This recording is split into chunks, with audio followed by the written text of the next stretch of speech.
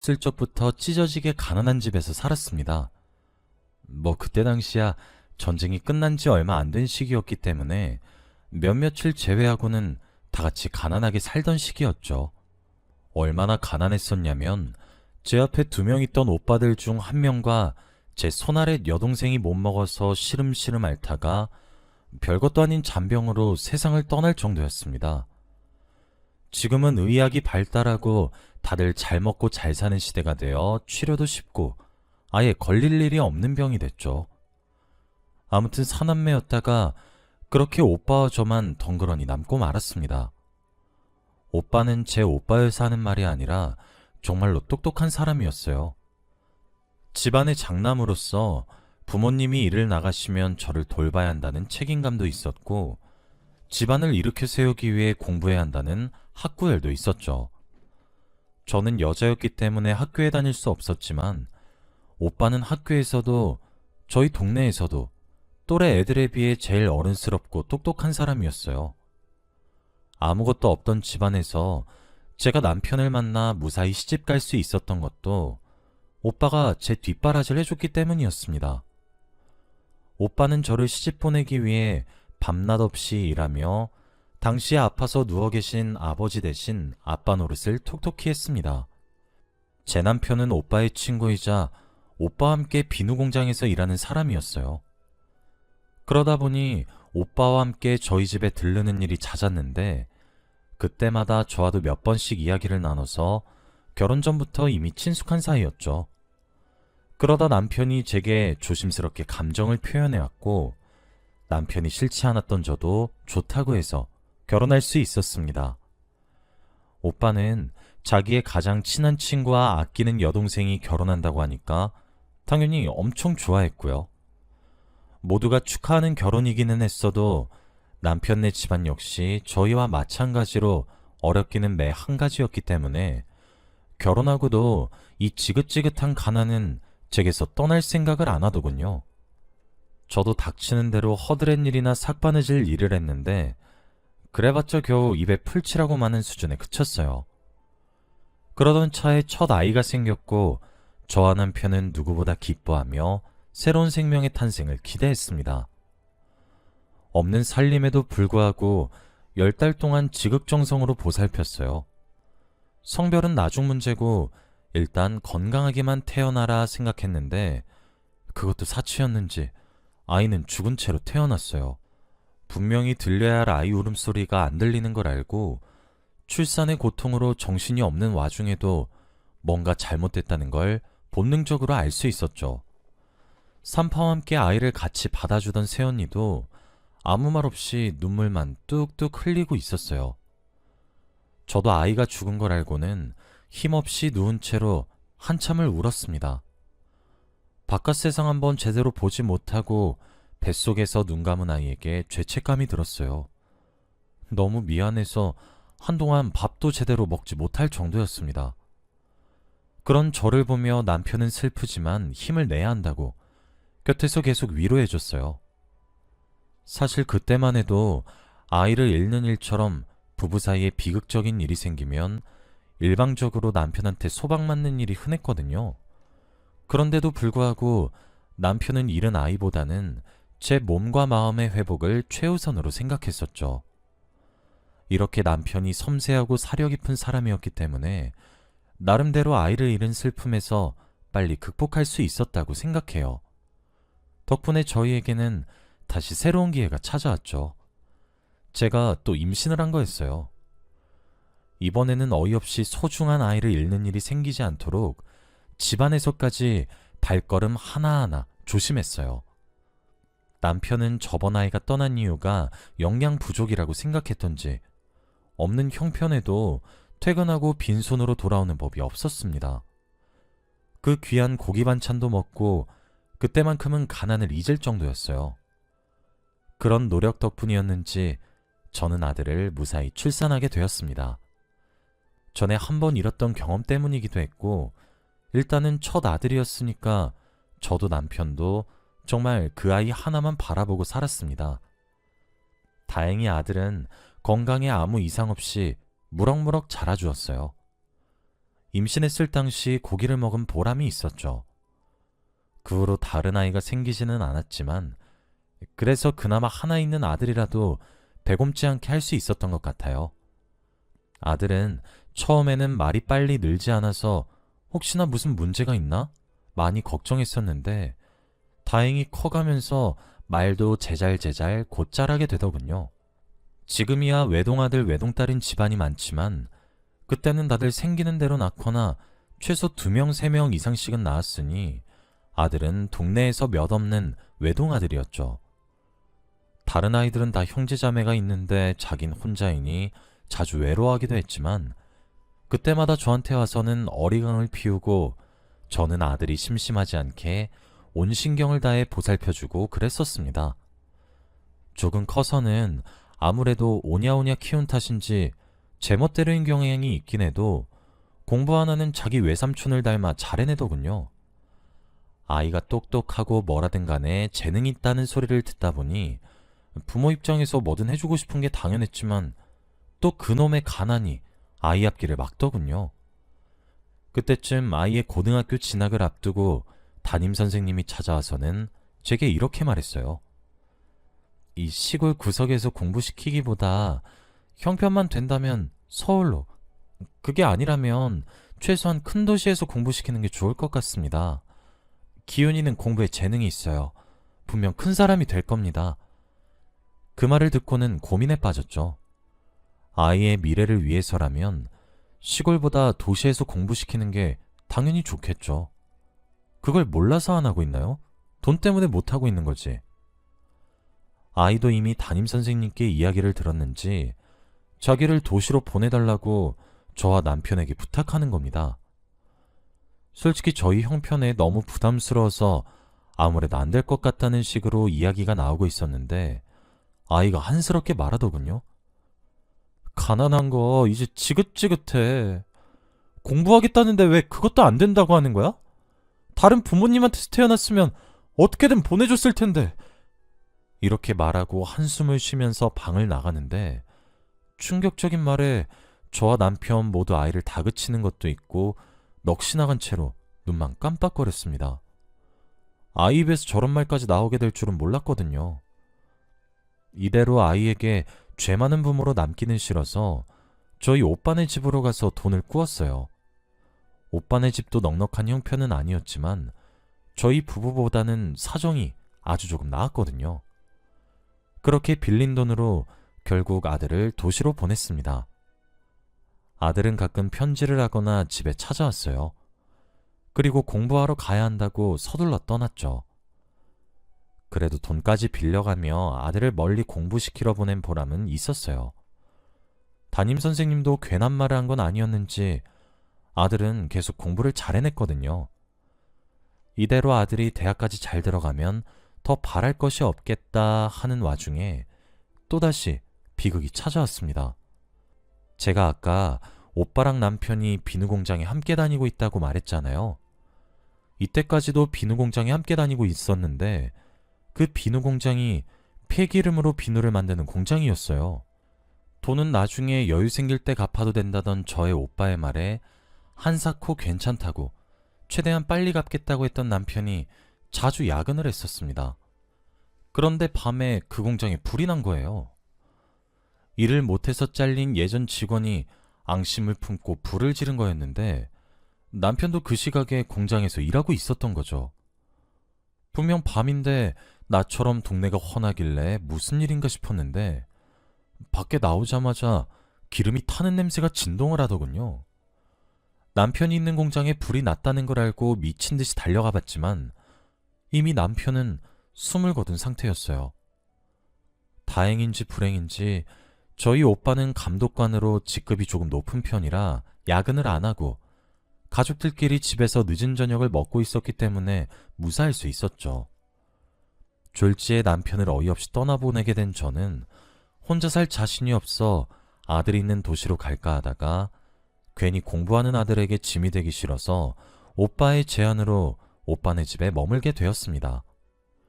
솔직히 시누이가 신세진다고 하면 싫을 법도 한데 새언니는 정말 온화하고 착했던 사람이라 괜찮다고 하더군요. 염치가 있지. 아무것도 안 하고 신세지면서 식량만 축낼 수는 없어서 조카들을 돌보거나 집안일을 대신하면서 저도 제 몫을 다했어요. 그러는 동안에도 아들이 도시에서 열심히 공부해서 좋은 대학 가기를 밤낮을 쉬지 않고 하늘에 기도했습니다. 대학 등록금이 걱정이긴 했지만 그것마저도 오빠가 도와주겠다고 해서 일단은 한시름 놓고 아들이 도시에서 공부를 잘해주기만 바랬죠. 중간에 아버지가 돌아가시는 바람에 어린 나이에 큰 충격을 받았을 수도 있는데 다행히 아들은 잘 해내는 것 같았어요. 가끔 편지로 소식을 보내오면서 이번 시험에는 몇 등 했고 어느 대학 어느 학과를 갈지 고민 중이란 얘기를 함께 써놨었거든요.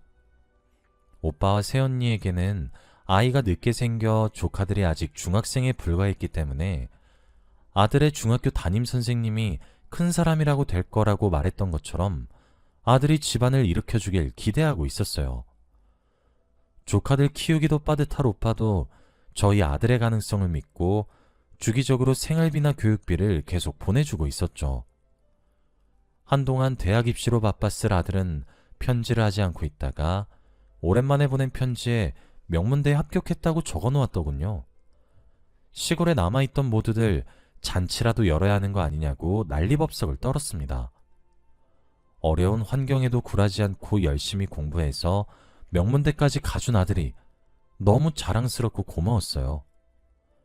서울에서 대학을 다녀야 하니 생활비며 돈도 더 많이 들겠지만 졸업하고 나면 새로운 인생이 펼쳐질 테니 신경 쓰지 않기로 했죠. 아들의 명문대 합격 사실을 알게 된 동네 어르신들도 그렇게 가난했던 데다가 중간에 애비도 하늘로 가버렸는데 인간 승리라며 개천에서 용난 거라며 동네의 자랑이라고 하시더군요. 아들은 대학을 다니면서도 학자금이랑 생활비에 보태기 위해 아르바이트를 계속하곤 있지만 힘에 부친다면서 염치 없지만 돈을 조금 더 보내줄 수 있냐고 자주 편지를 했어요. 그럴 때마다 제가 허드렛일하고 모은 돈이랑 오빠가 보태라고 준 돈까지 합해서 보내주다가 오랜만에 아들 얼굴을 봐야겠다 싶어 제가 직접 서울로 다녀올 결심을 하게 됐죠. 아들 얼굴을 마지막으로 본 건 아들이 고등학생 때가 마지막이었거든요. 그 이후로는 왔다 갔다 할 때는 드는 돈이 부담스럽기도 하고 입시에 방해될까봐 일부러 찾아가지 않았습니다. 게다가 평생을 이 시골 총구석에서만 살다 보니 수도인 서울에 감히 다녀올 엄두가 안 났었는데 아들 얼굴이 보고 싶어서 저로서는 꽤나 용기를 낸 거였죠. 처음 보는 대도시의 풍경에 주눅든 데다 넋이 빠질 것 같았는데 정신 차리고 편지 봉투에 적힌 아들의 주소로 길을 물어 겨우 찾아갔어요. 아들이 자취하는 집 문을 똑똑 두드리니 아들이 나오더군요. 그런데 아들 옆 문 안에서 웬 아기 울음소리가 들렸어요. 게다가 아들은 자기 집에 찾아온 제 얼굴을 보고는 안색이 하얗게 질려 당황한 눈치였죠. 그러더니 어느 순간엔 제게 화까지 내더라고요. 대체 말도 없이 왜 찾아오신 거예요? 아니, 편지에 곧 찾아가겠다고 썼는데 편지가 도착하는 것보다 내가 더 먼저 와버렸네. 그건 그렇고 아직 밤도 안 됐는데 집에 왜 술 냄새가 진동을 해? 그리고 저 앤 대체 뭐니? 아들의 집안은 아주 난장판이었어요. 대학에서 열심히 공부해야 할 아이의 방은 소주병이 굴러다니고 있었고 한쪽에서는 영문도 모를 갓난아기가 계속 울고 있더군요. 이를 이상하게 여겨 아들에게 어떻게 된 거냐고 묻자 아들은 신경 끄라면서 제가 손에 쥐고 있던 가방을 뺏어가더니 이리저리 뒤적거리더군요. 혹시나 혼자 살면서 밥이라도 제대로 못 챙겨 먹을까봐 아들이 좋아하는 반찬을 꼭두 새벽부터 담궈서 가져간 거였어요. 그런데 아들은 눈에 불을 켜면서 제가 싸온 반찬통들을 집어던지듯 엉망으로 꺼내더니 가방을 탈탈 털면서 제게 화까지 내더라고요.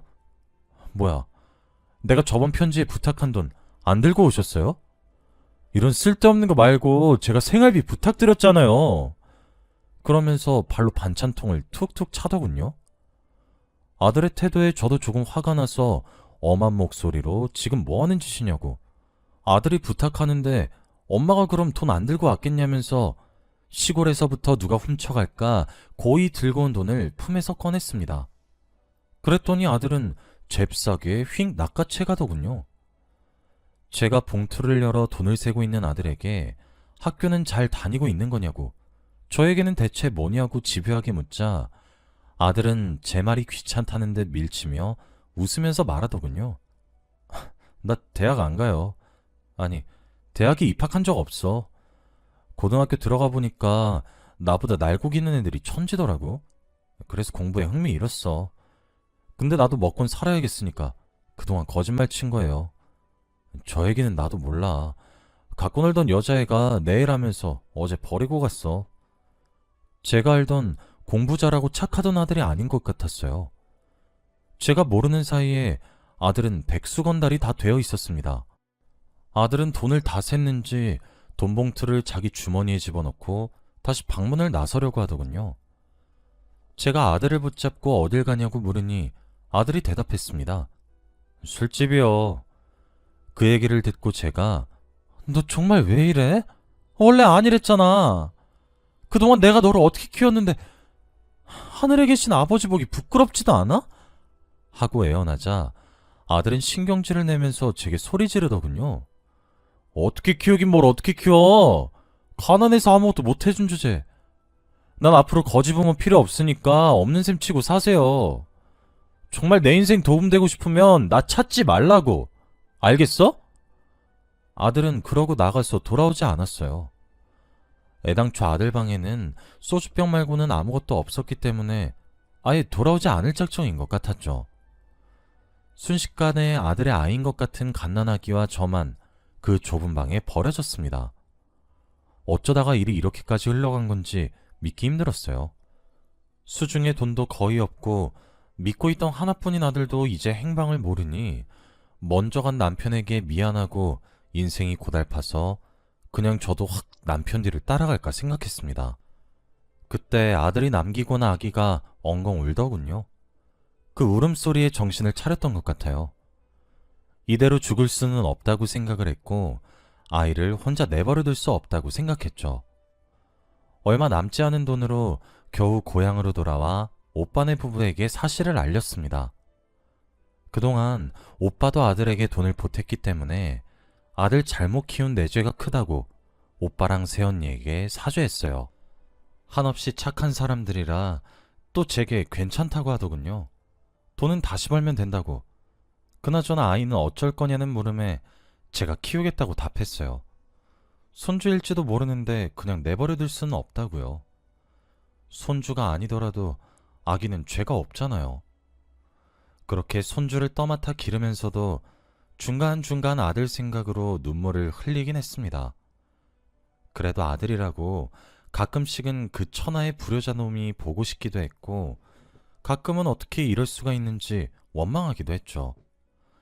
한창 부모 사랑받고 자랐어야 할 아이도 남편 죽고 믿고 있던 아들에게 버림받아 세상에 혼자 남겨진 저도 같은 처지인 것 같아서 동병상련을 느꼈어요.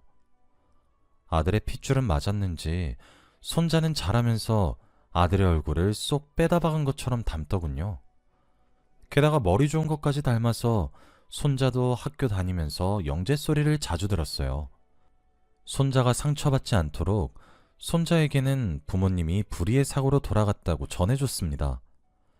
손자가 생각하기에 할머니 혼자 자기를 키우느라 힘들 것 같았는지 일찍 철이 들었어요. 게다가 그때까지도 여전히 저는 오빠네 집에 머물고 있었기 때문에 손자도 신세지고 있는 자기 아버지의 외삼촌 부부에게 감사하며 외삼촌 부부가 하는 일을 돕고 그랬어요. 그때 오빠는 공장이 불타서 직업을 잃은 이유로 심기일전에서 새언니와 함께 슈퍼일을 하고 있었거든요. 저도 할 수 있는 일은 닥치는 대로 하면서 살았기 때문에 밤마다 자는 동안에 허리나 손목이 아파서 앓는 소리를 자주 냈었는데 그러면 손자가 밤새서 안마해주고 다음날 학교에서 돌아오는 길에 약을 사다 줬습니다. 아들처럼 삐뚤게 자랄까 걱정도 많이 했는데 손자는 둘도 없을 효자였어요.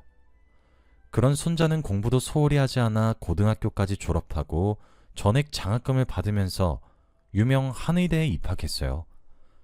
사실 등록금을 어떻게 마련할까 염치 없이 아들도 모자라 손자 것까지 오빠에게 빌리기는 싫어서 저 나름대로 죽어라 일을 했는데 역부족이었거든요. 그런데 마침 손자가 전액 장학금을 받고 대학에 가게 되었다는 소리를 듣고는 정말 기뻐서 하늘을 날 것 같았습니다. 그리고 평소에 어느 학과를 갈지 갈팡질팡하던 손자가 갑자기 한의대를 간다고 해서 놀랐는데 알고 보니 제가 밤마다 앓는 걸 보고 자기가 할머니 안 아프게 고쳐드리고 싶다는 생각으로 한의대에 가기로 결심했다는군요.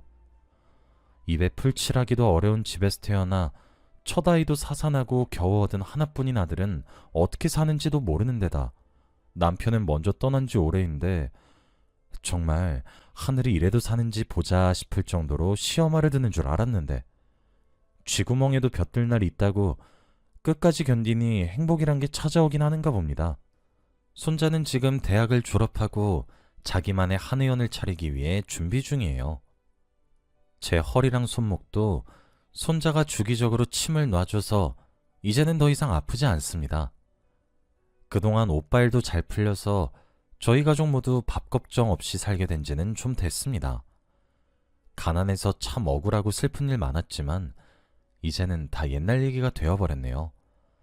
남들보다 더 치열하게 살았으니 이제는 다 같이 행복하게만 살려고 해요. 제 사연 들어주셔서 감사합니다.